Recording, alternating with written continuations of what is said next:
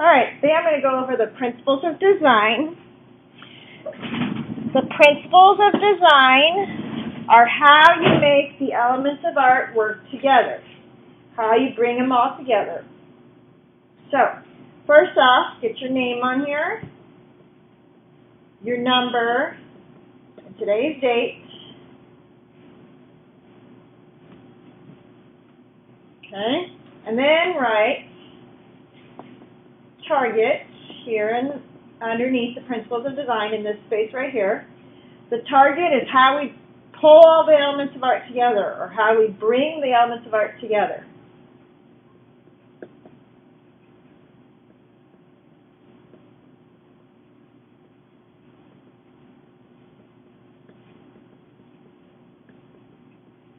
So making them work together. How do we use them all?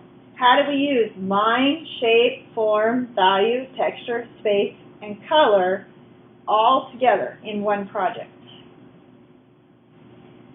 So, the first principle that I'm going to talk about is contrast. Contrast is differences or opposites. So for definition, you can write differences or you can write opposites.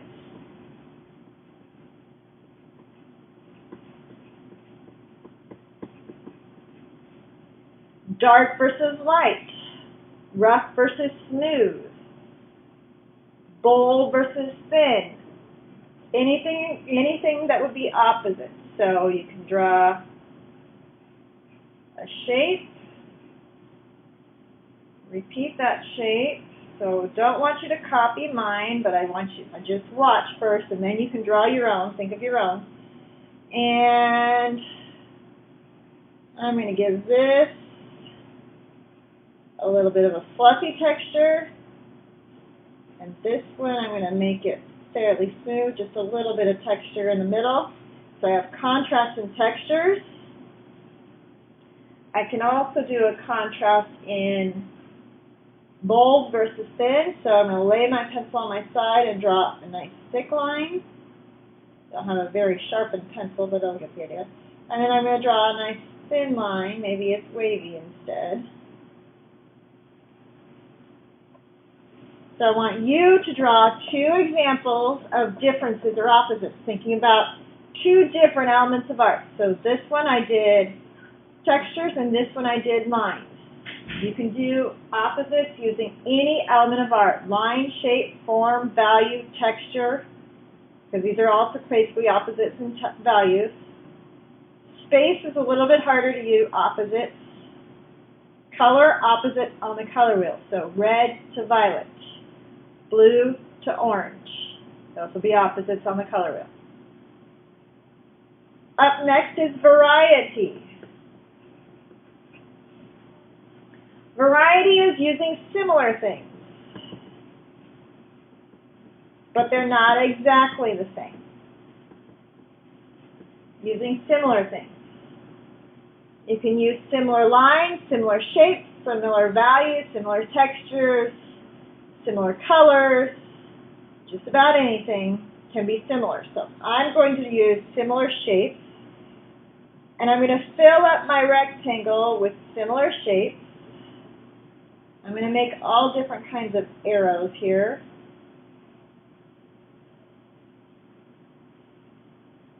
Make some go off the edge of the paper.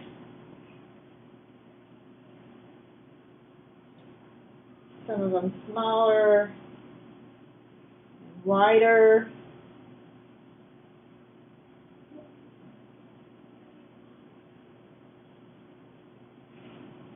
So I drew all different kinds of arrows. They're all pointing in some direction, kind of filling up my rectangle. So you fill your space up with similar objects, or similar shapes, or similar lines, similar colors. So similar colors would be ones that are side by side on the color wheel. So blue, blue, green.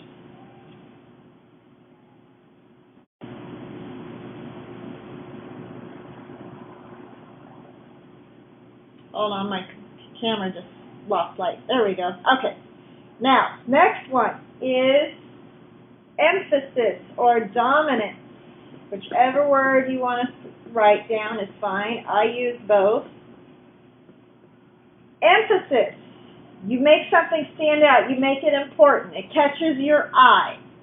So, something dominant really stands out, is important. So it stands out is a definition you could write, or you could say catches your eye. It's the first thing you see.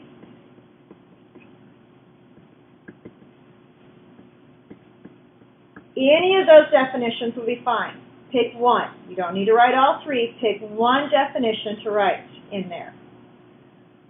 So we're going to make something stand out. You can make something stand out by making it the only value of that. You can make it bigger than everything else. You can make it smaller than everything else. You can make it the only texture that it has. You can make it just about anything you want to make it stand out.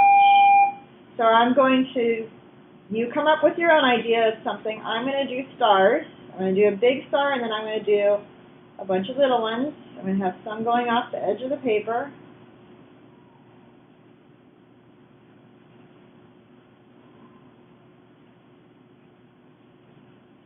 Bring some close to my big star so it doesn't look like it's just out there floating by itself.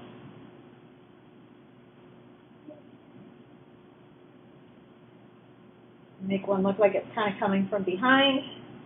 So now my eye goes to this one first because it's bigger than the rest. So you can create a design, filling up this rectangle, making something stand out by either making it bigger than everything else, making it smaller than everything else, making it darker than everything else, or making it lighter than everything else, making it a unique texture compared to the rest, something to make it stand out. Next, after emphasis or dominance, is rhythm and movement. And you do need to write both words this time. Rhythm and movement. Rhythm and movement is a direction to follow and see everything. Rhythm and movement. It might be created through repetition. It might be created through having something stand out and then something next stand out and something next stand out. So you go through all of it. Just have to make it all follow through. So I'm going to use triangles, and I'm going to use a little bit about space. Remember, space, things get bigger as they come forward. So I'm going to make a triangle come forward here, and I'm going to make it look like it cuts off a little bit onto that edge so it looks like it goes all the way over. I'm going to fill it up, so I'm going to use overlapping, some, and things are going to gradually get smaller as they go back.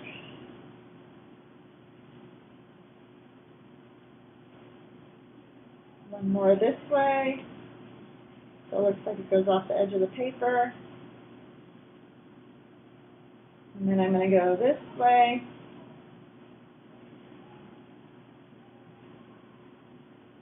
And I go right here. So I start with this one here, and I go to this one, this one, this one, that one, that one. But I'm not done yet because that's only shape. I'm going to add some value and texture in these, in every other one, just to make it a little more interesting. So create some kind of movement through your project,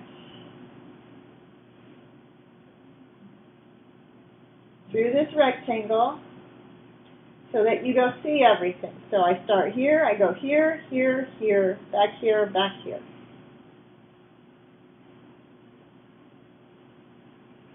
And then make this one darker so that it stands out a little bit from the background.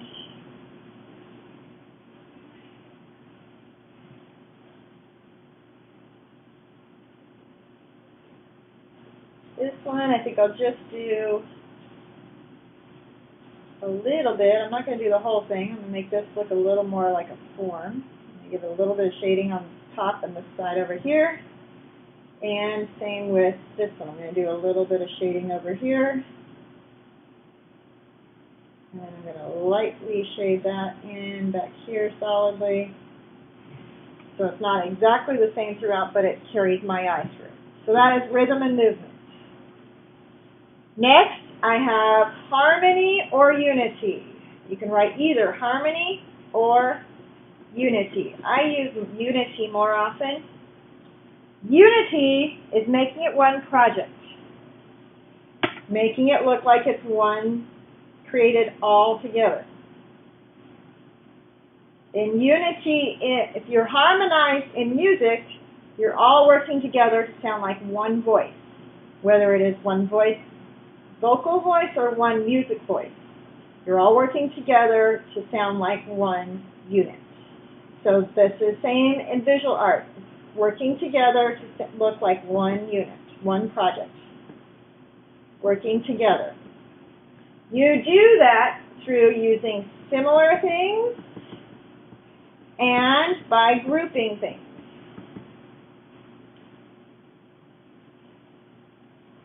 So draw shapes, draw lines, draw forms, group some things together, use the full rectangle, so fill it up, figure out how to fill it up, kind of repeat making similar things. They don't have to be exactly the same, it's similarity. So then they're all grouped together. It all looks like one project because I repeat similar objects. So that's harmony or unity. Okay.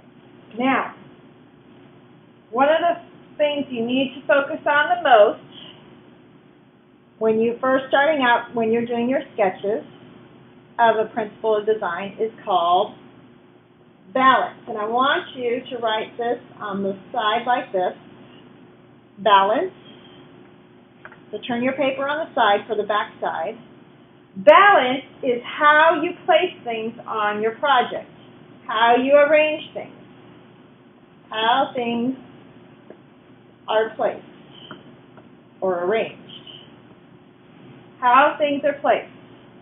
So we're going to do 4 examples of balance, how things are placed. The first type of balance is symmetry. Symmetry is where, this is a good example of symmetry. You can get it to not have the glare. Okay, so I can take and draw a line down the middle of this, and this side reflects this side. If I held a mirror up to it, they would match. Or if I folded this paper in half, they would match. So you can cut it in half vertically, or you can cut it in half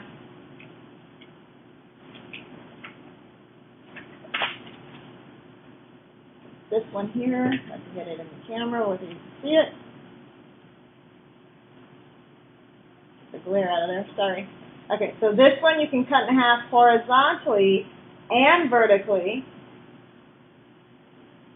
So I want you to write down a definition for symmetry, cut it in half, cut the image, if I can spell today,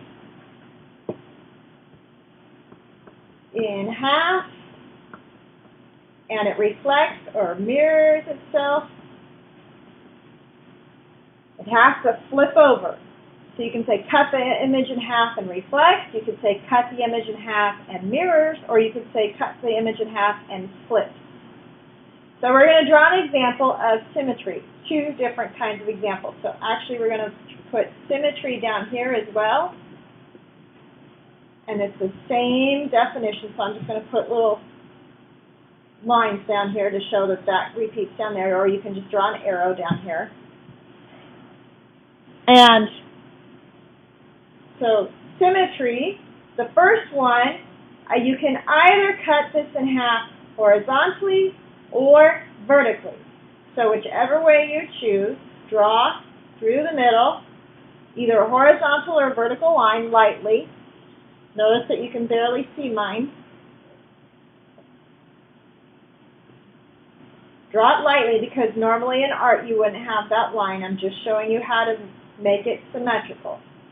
Then draw something up here, flip it over and it would go to this corner. Draw something up here, and then you got to flip it over that way. So fill up your rectangle because it's not just one thing in the middle.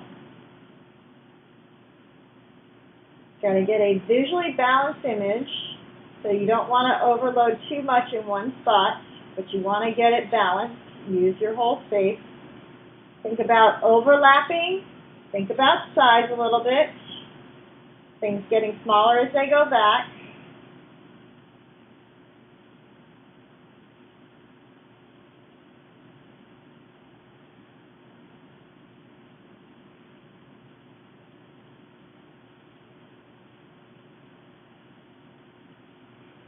Okay, so there is my first symmetry, either horizontal or vertical axis. Notice my dotted line basically disappeared. Okay. The other symmetry I want you to do is a diagonal cut. Things can be diagonally cut. So very lightly draw a dotted line diagonally, either across this way or across that way. I don't care which.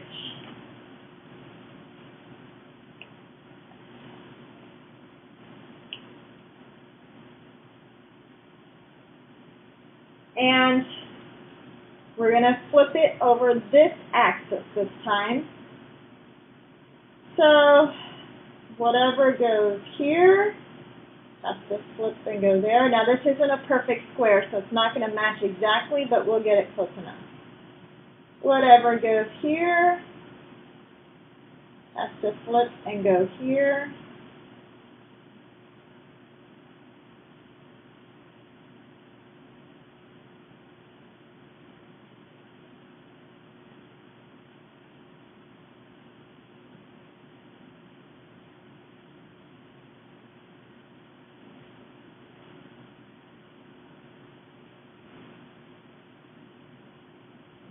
And it needs something down here, so I'm going to do that.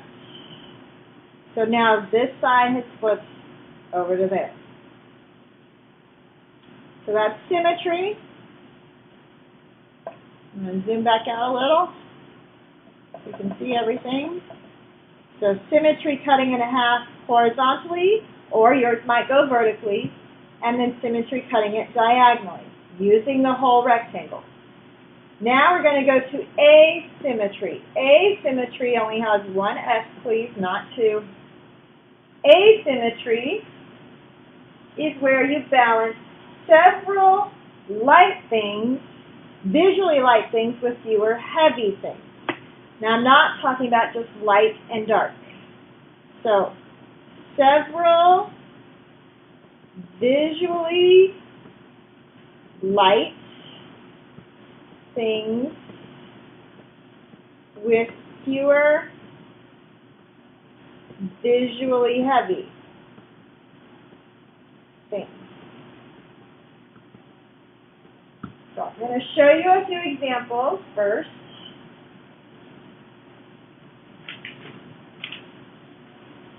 So in this painting,